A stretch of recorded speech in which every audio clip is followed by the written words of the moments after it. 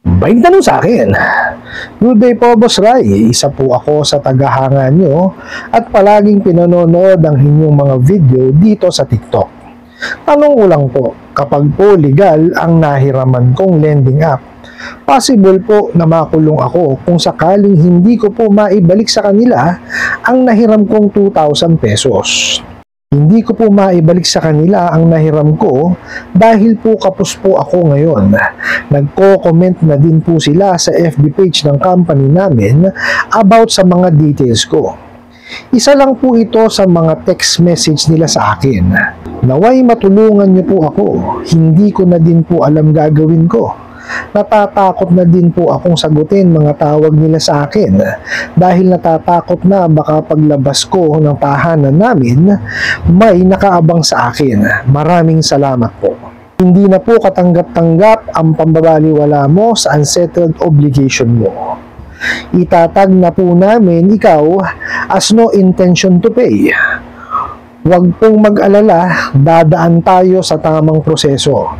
Remind lang po ulit na si Bugok na Ola po ay legal from higher department. Alright, napakagandang katanungan po nito pero bago ho natin sasagutin, imbitahan ko muna sana kayo na pakisuportahan po sana aking mga social media accounts sa YouTube, Facebook, and TikTok. Una po sa lahat, maraming po salamat sa inyong pagtangkilik at panonood sa aking mga videos sa aking TikTok account. Subukan nyo rin po manood sa YouTube, tsaka po dun sa aking Facebook account. Okay.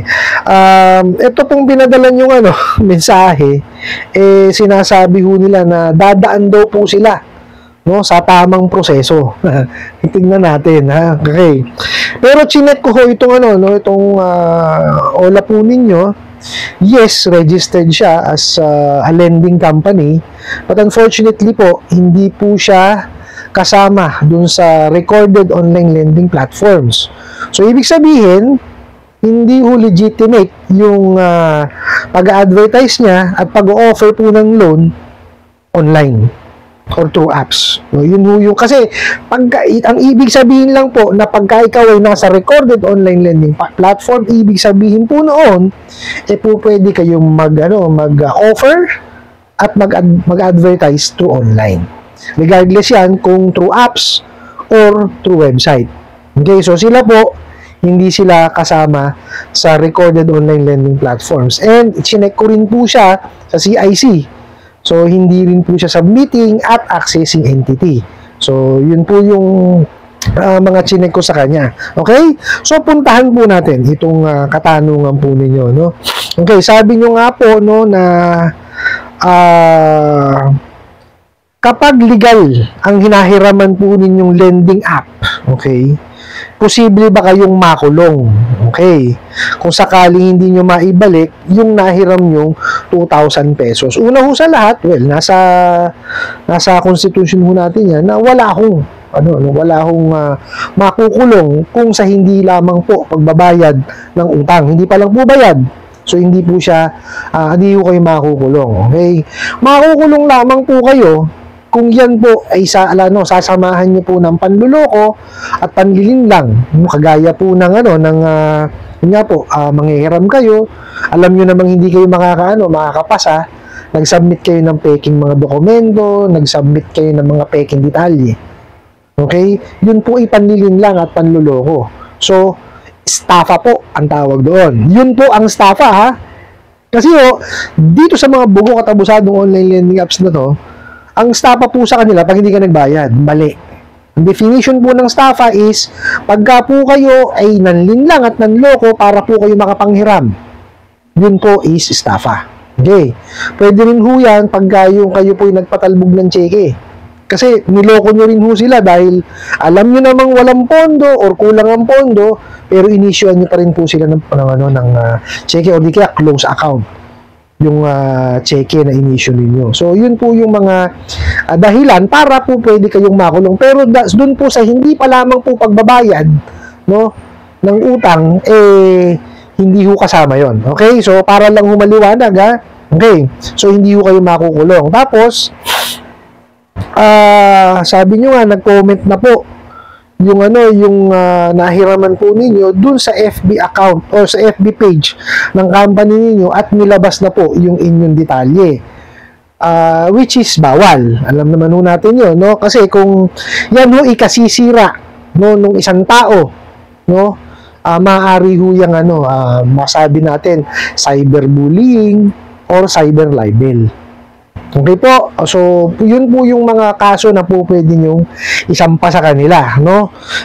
Tapos, sabi nyo nga dito kasi ano legal yung sinasabi nyo sinasabi nyo nahiraman po ninyo. Eto ngayon, no, yung mensahe, no? Sabi nila na hindi na raw po katanggap-tanggap yung pambabaliwala ninyo sa unaccepted obligation po ninyo. Okay. Siguro ito yung sinasabi nila, kaya sinabi nila to is because hindi nyo na kung sinasagot yung mga tawag, yung SMS, tsaka yung mga emails po nila. Well, sila rin naman ho gumawa ng kasalanan, yung kalokohan na yun Di po ba? Kasi kung kayo ho hindi nila hinaras, hindi nila kayo inabuso, hindi kayo pinost sa social media, di po ba? Hindi kayo sinaraan dun sa sa FB page ng company ninyo, well, definitely kakausapin nyo sila. Di po ba? Kasi ang paniningil po hindi nyo kailangang siraan ng tao, salbahihin yung di ba? Kausapin ng hindi maayos, murahin. Di po ba? Hindi ho ganun ang paniningil. Okay? Mas mag-iinam nga ho yan, kamustahin nyo muna. Alamin nyo ano ba talaga naging dahilan. Di po ba? Tsaka, dapat maging transparent sila dun sa kanilang pagpapautang. Kasi tignan mo mag-advertise yan, di ba? Sabihin yan, up to 60, 90, 120. Okay. Kaya lang pagputok ng bola, di ba? Ayan na, 7 days lang. Ba? 15 days lang. 30 days lang. Without you knowing or without them explaining na, ito yung ito yung termino mo. Di ba? Okay lang sana kung na-explain po sa inyo Di po ba? Wala akong problema ron kumbaga, ang na-approve po sa inyo is 5,000 or kagaya nung sa inyo, sabi nyo nga po 2,000.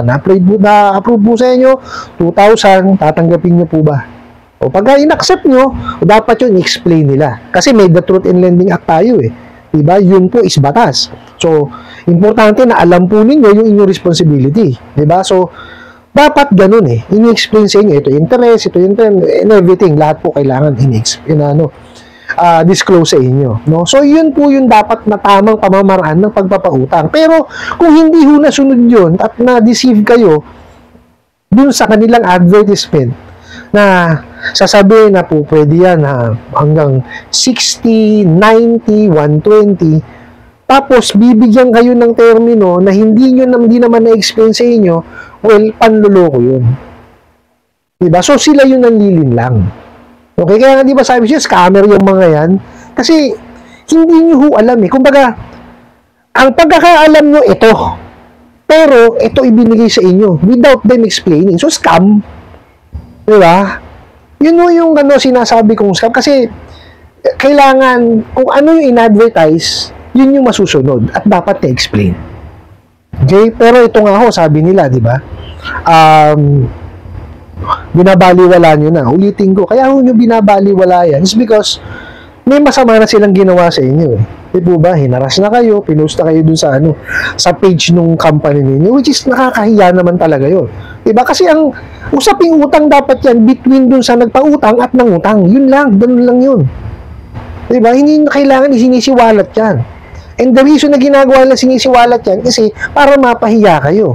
Diba? Collection by shaming, which is mali. Diba? Nakasaad yun sa sa prohibition of unfair debt collection practices.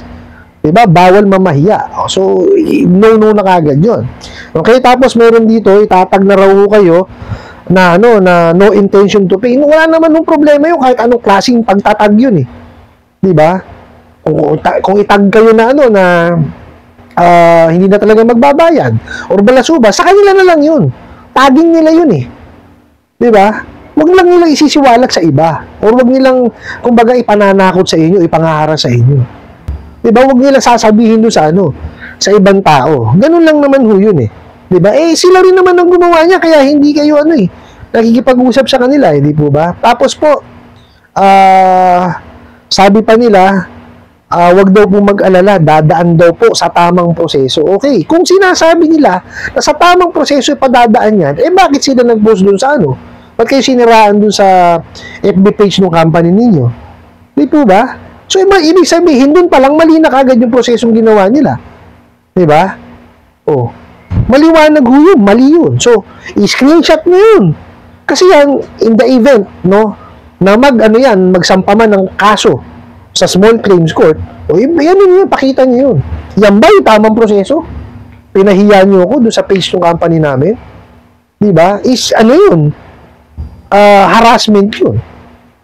Diba? Tsaka pagsisiwalat ng ng information which is bawal sa Data Privacy Act po natin. Diba? Ang daming na kagad nilabag niyang yung OLA ninyo. O, di po ba? Tapos sabi niya pa, remind lang po namin, no? Legal daw sila. Yes, legal sila kasi registered sila as a lending company. But unfortunately, nag-advertise sila online, nagtatransact sila online, which is hindi naman sila kasama doon sa recorded online lending platform. So, bawal yun. Ano pa yung pinagawa ng SEC na in-record lahat yung merong karapatan na mag-advertise at makapag-transact online. Kung babaliwalain lang din nila. So, bawal yun eh. So, i-report nyo po sa SEC. Di po ba? Yun lamang naman po yun eh. Yes, legal. Wala naman ng problema. Diba? Lisensyado ho sila. Unfortunately, hindi lang ho sila kasama dun sa recorded online lending platform. Ito po pakakatandaan nyo.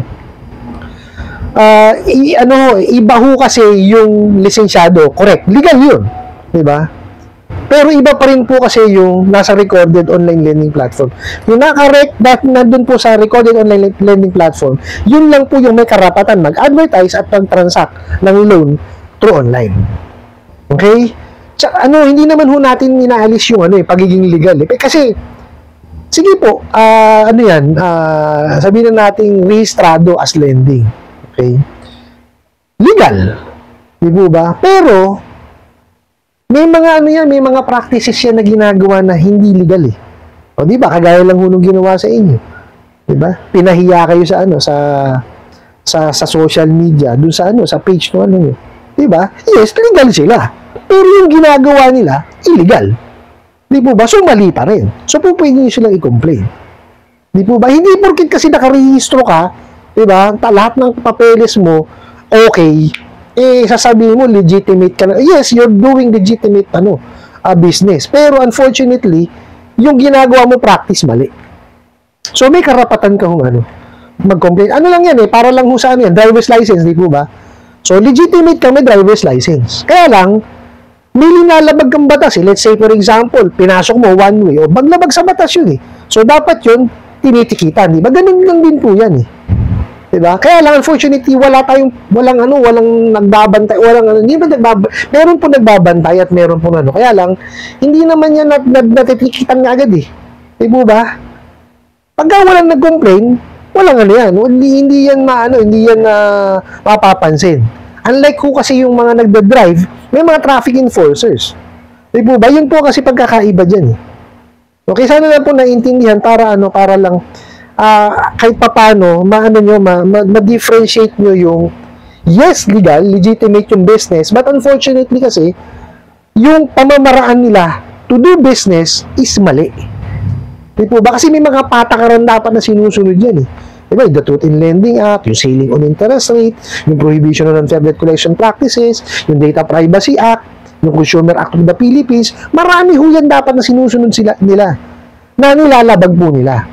So, yun po yung ini-explain ko dito sa aking sa ating mga videos, And I hope po na naiintindihan at kahit paano may na-absorb tayo. Kasi, ang hirap naman nun. Daldal ako ng daldal dito tapos wala rin naman po pala naiintindihan. Pero, ako po'y natutuwa, talagang kahit paano naman, nakaka-inspire tayo ng tao na, kumbaga, nababawasan na yung mga anxiety, nababawasan na yung depressions, and kahit pa paano may natututunan kayo. And yun lang naman po ang gusto kong makamit dito sa paggagawa natin ng video. Doon po sa nagtanong, Pag-ipunan nyo ho, tsaka nyo sila bayaran. Yun lang naman po ang lagi kong sinasabi. Okay? Para po matigil na yung mga kawalangyaan nila. Okay po? I hope nasagot ko po itong katanungan na to at sana po yung makatulong. Maraming salamat po sa inyong walang sawang pagsuporta at panonood sa aking mga videos. Maraming salamat po sa inyong pag-like, pag-share, pag-comment at pagtatanong. And kunin ko na rin po itong opportunity nito na imbitahan po sana kayo na pakisuportahan po sana ang aking mga social media account sa YouTube, Facebook, and TikTok. Kasi muli po, yun lang.